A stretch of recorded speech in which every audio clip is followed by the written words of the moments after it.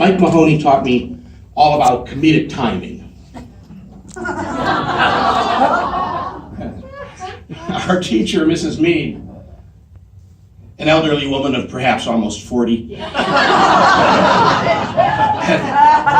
had left the room for a few minutes, and I was in the playing store. I was the cashier because that's where all the power was. And I was ringing up an empty can of Campbell's soup when I spotted Mike Mahoney stand up in the middle of the room and kind of stare everybody down and then drop his pants and then his underpants.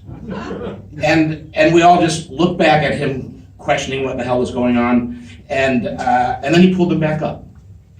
Well, now the thing is, when you're 5, you don't have a broad frame of reference to draw on. So I didn't know if this was normal behavior. Will I, too, soon be pulling my pants down in public? I didn't know.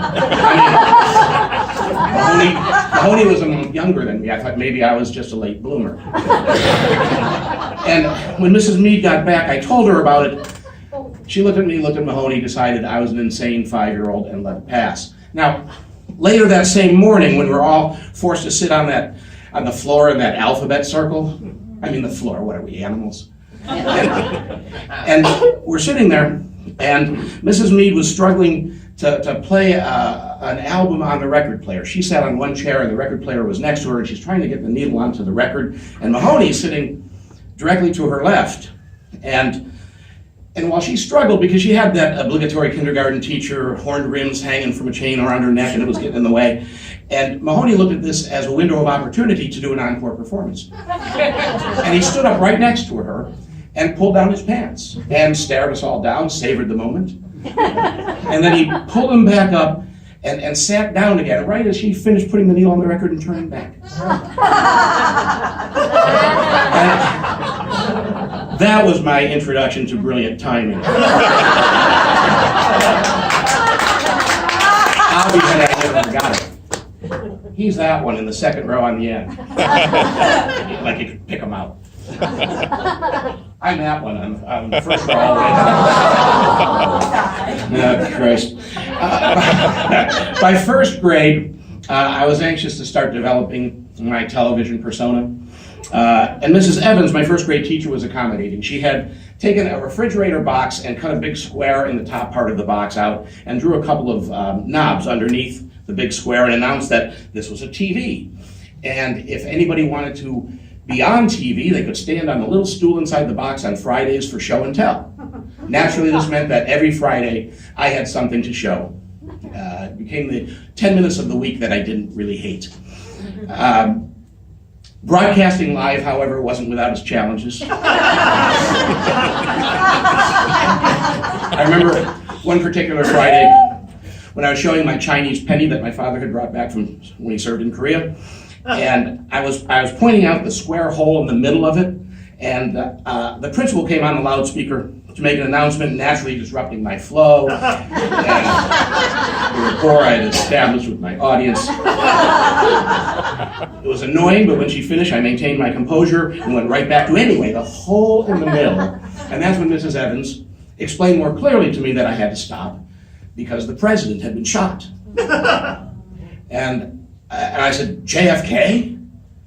Which I think alarmed her that a 6-year-old referred to him as JFK, but we share the same initials. And so that was the extent of my political awareness. But it did teach me clearly how to handle being interrupted by a news bulletin while doing a live show. Like most people, travel was my real education. And it began in 5th grade when my mom got a job working for United Airlines in the reservations department in the office building behind our house. Suddenly we had travel benefits. Now my dad was a fireman, and he told us that while we could go almost anywhere in the world, we needed to remember that when we landed, we couldn't afford to be there. So our trips were brief. It was on a quick trip to California that I discovered San Francisco and Los Angeles, and was immediately both relieved and a little irritated. I was relieved because I knew instantly that there was a place for me outside of Ohio. And it irritated me because obviously my parents had known about this place and kept us captive in Ohio. Well, knowing California was out there waiting for me served to further distance me from school, because I saw school as the obstacle between me and the life I was supposed to be leading. So I came up with a strategy to get through school and out of Ohio. The strategy was make people laugh, especially teachers. I had discovered that if you make people laugh, they think you're smart. That's because they think they're smart. And if you made them laugh, they're not going to laugh at something dumb, therefore you must be smart too. And so I knew that that's what I had to do to get through school. That's how I faked my way through high school. And when I finally did graduate, I threw my cap in the air and I passed it on the plane to LA. I couldn't get out of Ohio fast enough. Oh. With no intention of ever setting foot in the classroom again, I arrived in LA, ready to break into the business. I got a job offer to work in Yosemite National Park, and I found myself waking up in a tent. I was bussing tables in Yosemite's Curry Village cafeteria, which is a whole nother story. But suffice it to say that after a year of real work, I discovered that maybe school wasn't such a bad place compared to real life.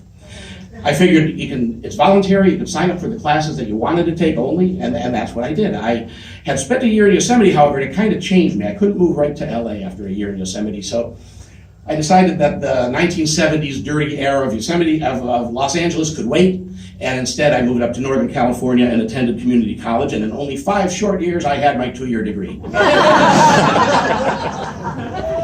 Now, I really was done with school.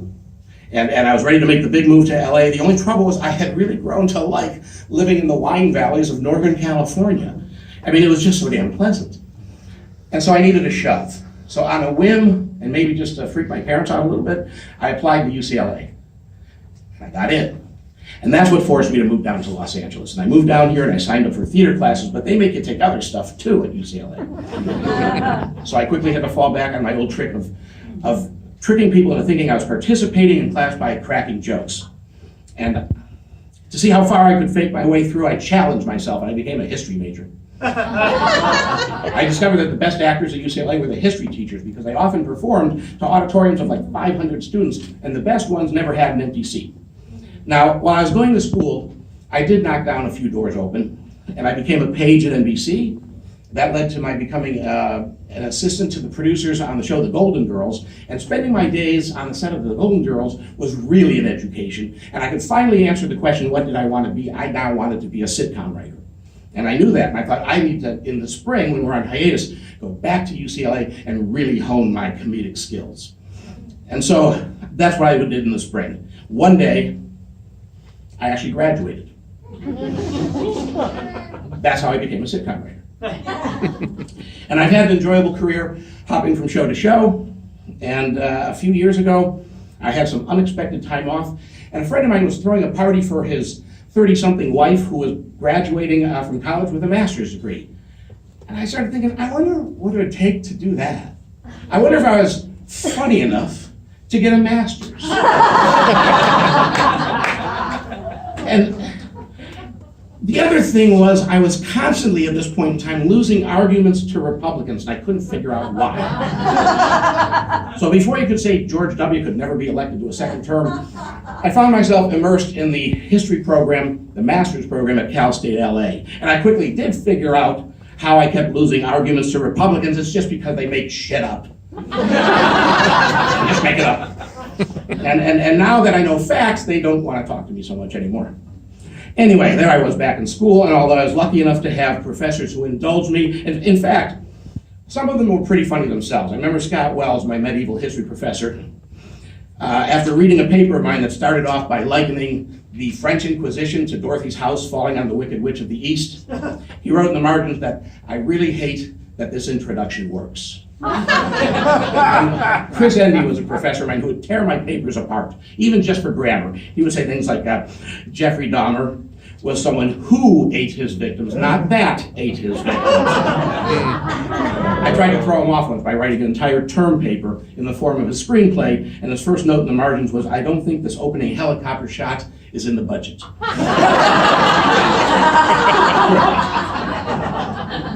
So anyway, I ended up one day finally graduating from there. Lost my place. And within 2 years, I had picked up my master's degree.